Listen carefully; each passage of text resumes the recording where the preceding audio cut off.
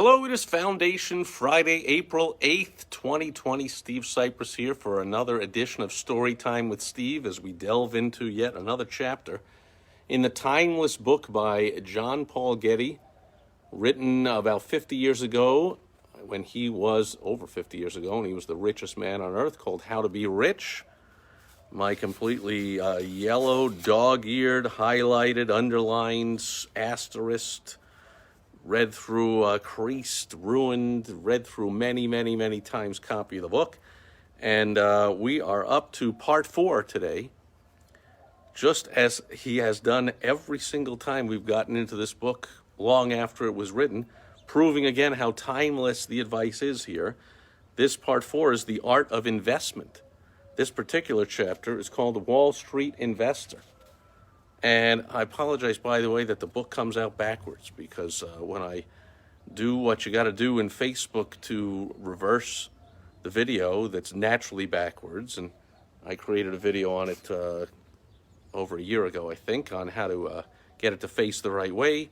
But for some reason, for a little over a week now, every time I put it on facing the right way, the whole screen turns to green. And I don't even mean like a green screen in a video with a fake background and all that. Just the whole thing turns green, washed out green. How ridiculous. So again, if anyone can tell me why that's happening, and more importantly, how to stop it from happening in the future, I greatly appreciate you putting that in the comment wherever this is, or emailing me, steve@stevesipress.com, or sending me a private Facebook message, or whatever you want to do. Please let me know. Anyway, starts out with a story here. See if you can relate, if this has anything to do with modern times. On Monday, May 28th, 1962, prices of the New York Stock Exchange crumbled rapidly before an avalanche of sell orders. This is amazing. The Dow Jones Industrial Average plunged by nearly 35 points. 35 points. Can you believe that?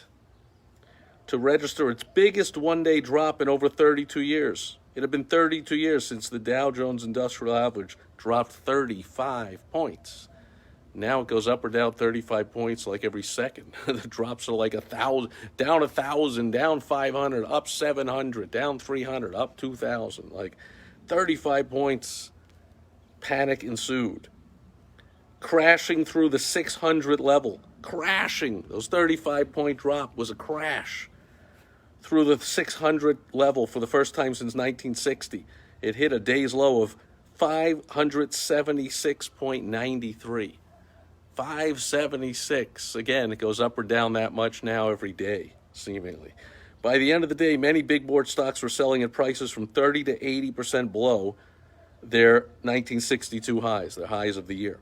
Shares traded on the Amex and over-the-counter markets followed suit and also went into nosedives. Headline writers were quick to respond to the developments being reported by the lagging ticker with a headline like this one. Black Monday panic on Wall Street. Investors lose billions as market breaks. Nation fears new 1929 debacle. Sound familiar? Other than the 35, the particular points, that kind of fear and panic, pretty familiar today, right? Such were the scareheads, meaning headlines, that appeared on the front pages of the nation's newspapers after the New York Stock Exchange closed for the day.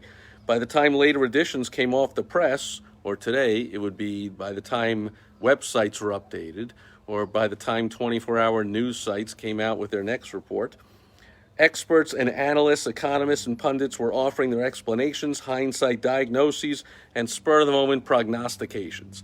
As is often the case in such situations, some of the second-guessers and crystal ball gazers tried to gloss over the implications of the collapse, while others appeared to take an almost sadistic delight in prophesying even worse things to come. Again, sound familiar?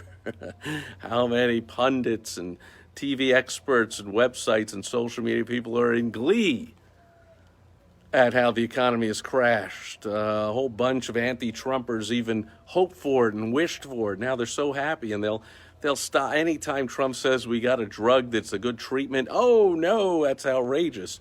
Anytime, oh, we're opening up the economy. No, you can't do that. We can never shake hands again. We can't open up until we have a vaccine. I'm like, really? So can we never drive a car again until there's a guarantee there'll never be a car accident? Like, cut it out. Life is full of risks. Get a clue. 2 days later, several newspapers and wire service correspondents descended on me, the richest man on earth. They wanted to know my opinion and reactions and asked what I was doing because of the break in stock prices. I told them quite frankly that while I sympathized wholeheartedly with anyone who had lost money because of market developments, I saw little, if any, reason for alarm and absolutely none for panic. The overall current business picture was favorable, and what was even more important, gave promise of getting better in the future. There was nothing, that's what stock market's all about, by the way, folks. You're not betting on the past. You're not buying and selling because of the present. You are gazing into the future.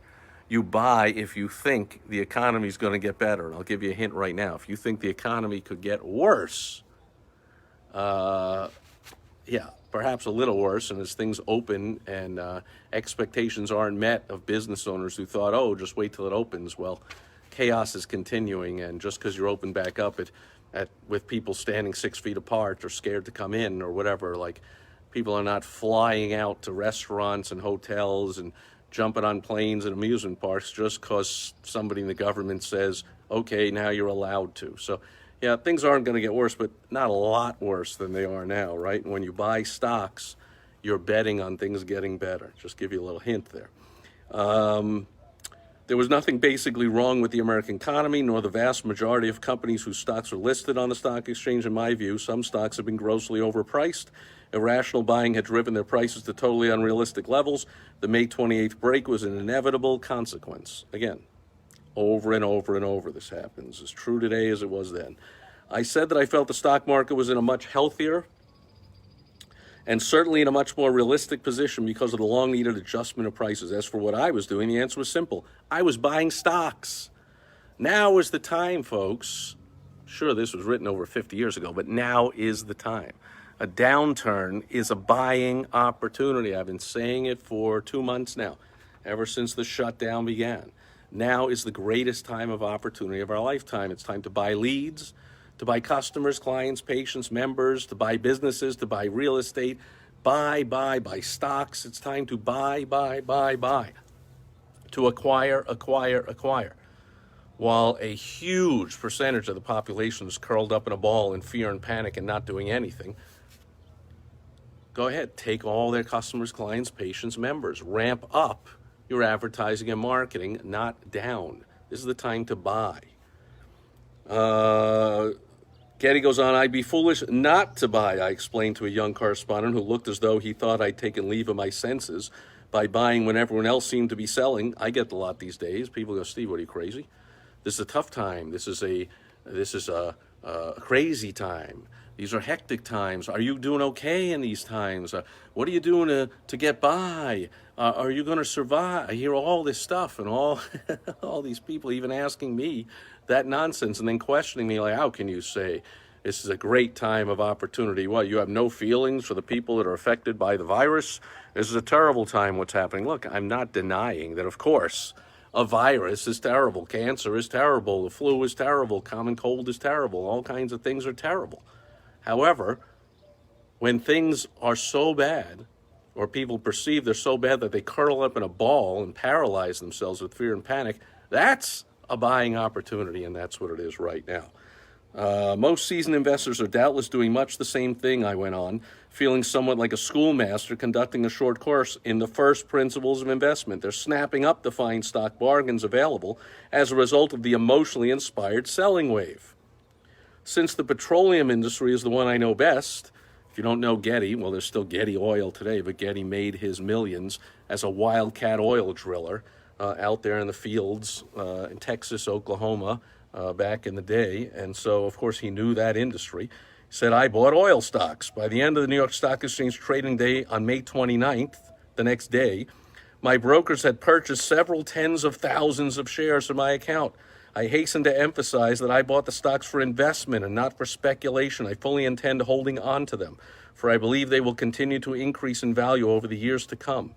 It has long been the custom for journalists and financial writers to interview successful businessmen and investors, and we're almost done here, whenever there's an unusual stock market development. The opinions, information, and advice gathered from these sources are then published ostensibly for the guidance of less sophisticated investors.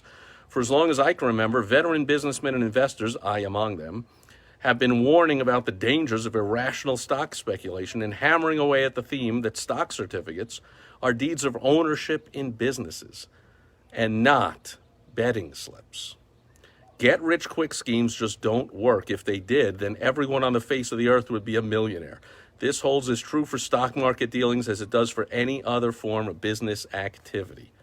Don't misunderstand me. It is possible to make money, and a great deal of money, in the stock market, but it can't be done overnight or by haphazard buying and selling. The big profits go to the intelligent, careful, and patient investor, not to the reckless and overeager speculator. Conversely, it is the speculator who suffers the losses when the market takes a sudden downturn.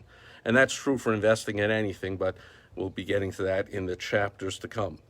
The seasoned investor buys his stocks when they're priced low, holds them for the long pull rise, takes the in-between dips and slumps in his stride. Buy when stock prices are low, the lower the better, and hold on to your securities. A highly successful financier advised me years ago when I first started buying stocks. Bank on the trends and don't worry about the tremors. Keep your mind on the long-term cycles and ignore the sporadic ups and downs. Great numbers of people who purchase stocks seem unable to grasp these simple principles. They do not buy when prices are low. They're fearful of bargains. They wait until the stock goes up and then they buy because they feel they're thus getting in on a sure thing. Very often they buy too late, just before a stock has reached one of its peaks. Then they get caught and suffer losses when the price breaks even a few points. And that's true of any business owner right now who has ramped down or cut out their advertising and marketing. Advertising and marketing prices are cheaper than they've been in a long time. Google pay-per-click is back to the penny click days of when they first started. Facebook ads was cheap, probably cheaper than they've ever been. Buying leads, buying customers, buying market share, buying entire businesses is cheaper, lower priced than it has been for decades and is likely to ever happen again, unless you think suddenly we're going to go from 2 months of a booming economy and 2 months later have the highest unemployment since the Depression and a 40% dip in the second quarter and stuff like that. It's likely never to happen again. So if you wait until things reopen and start coming back up again, like Eddie says, go ahead, but you're getting in way too late. The time to ramp up your advertising and marketing, the time to start a new business, the time to put in new streams of income is actually 2 months ago. But the second best time to do it is right now. If you want some help doing that, as always, go to helpfromsteve.com and I'll help you. And if you want some tips on how to profit during all this chaos that's going on, you can go to my website, profitfromchaos.com. Get my free report, How to Profit from Chaos. I tell you step-by-step exact things to do to put money into your pocket today, to not operate out of fear and panic. Take the advice of John Paul Getty, the richest man on earth at the time he wrote it. Take the advice from me, not the richest man on earth. Take the advice of successful people if you want, or your choice. I guess you can curl up in a ball and operate out of fear or panic. I can tell you where that's going to get you. So you make your choice, and I hope you choose wisely. And that'll do it for Foundation Friday. Greg is here. Good seeing you. And I missed a whole bunch of other people going by. And I will catch you tomorrow again. Another ridiculous day, over 100 degrees here in sunny Arizona. Hope it's great wherever you are. And I will catch you tomorrow on Social Media Saturday. Over and out. Bye-bye.